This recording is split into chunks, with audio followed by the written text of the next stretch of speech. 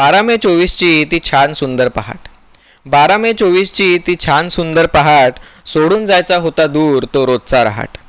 8:30ला निघालो मुंबईच्या लाईफलाईनने, 8:30ला निघालो मुंबईच्या लाईफलाईनने. दादरला भेटलो दोघे, मी व माझा मित्र साहिल कोकणे.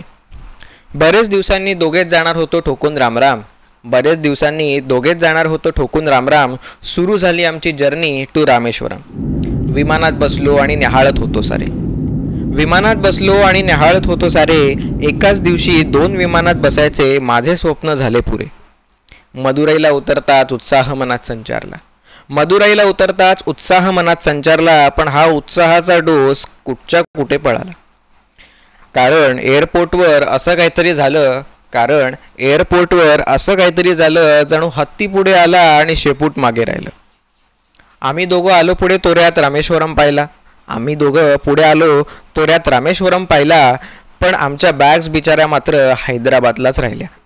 आता काय करावं हे काही सुचत नव्हतं, आता काय करावं हे काही सुचत नव्हतं. कपडा लगता पैसा अडका सगळं काही त्यातच होतं. काय करणार, आमच्या ध्यानीमनी असं काहीच नव्हतं. पण मदुराईमध्ये आमचं मात्र जंगी स्वागत झालं होतं.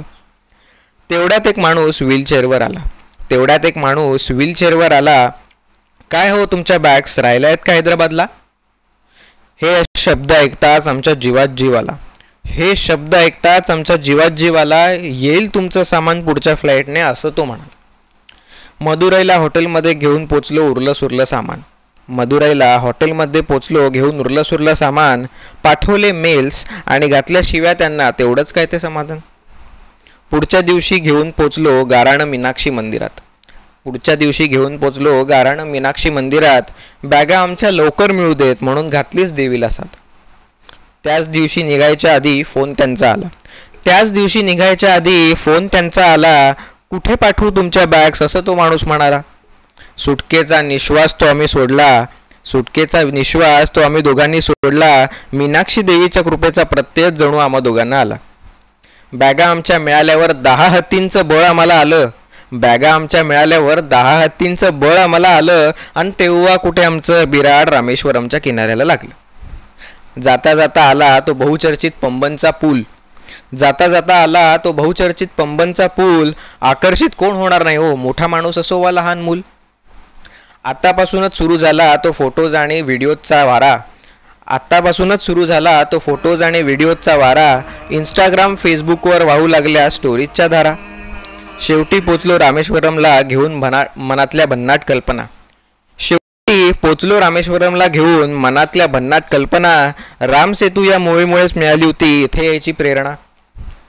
पोचलो हॉटेलला आणि केला थोडा आराम, पोचलो हॉटेलला आणि केला थोडा आराम. दमलो नव्हतो तसे पण झोप येतो जिजाम. दुसऱ्या दिवशी सकाळी उठलो आम्ही 4:30ला, दुसऱ्या दिवशी सकाळी उठलो आम्ही पहाटे 4:30ला. मणिदर्शन आणि नानाविध तीर्थ स्नान करून गेलो दर्शनाला.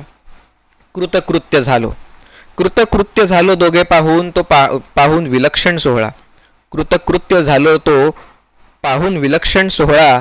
माझ्या दिवशी मला, माझ्या वाढदिवशी मला आशीर्वाद मिळाला तो आगळा, माझ्या वाढदिवशी आशीर्वाद मिळाला तो आगळा.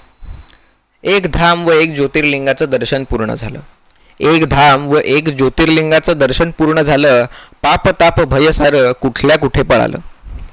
नंतर ज्याच्यासाठी आलो ते पाहायला निघालो, नंतर ज्याच्यासाठी आलो ते पाहायला निघालो.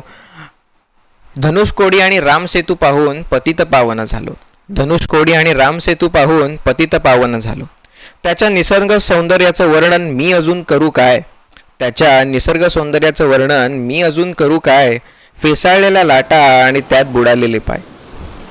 विसावलो तेथे थोडा विचार मनात आला, विसावलो तेथे थोडा विचार मनात आला. श्रीरामाने कसा पार केला असेल हा समुद्र सारा, असे विचार मनात घोळवत मी परतीला निघालो, असे मनात विचार घोळवत मी परतीला निघालो. मदुराईला येऊन मुंबईसाठी रवाना झालो, मदुराईला येऊन मुंबईसाठी रवाना झालो, मदुराईला येऊन मुंबईसाठी रवाना झालो. धन्यवाद.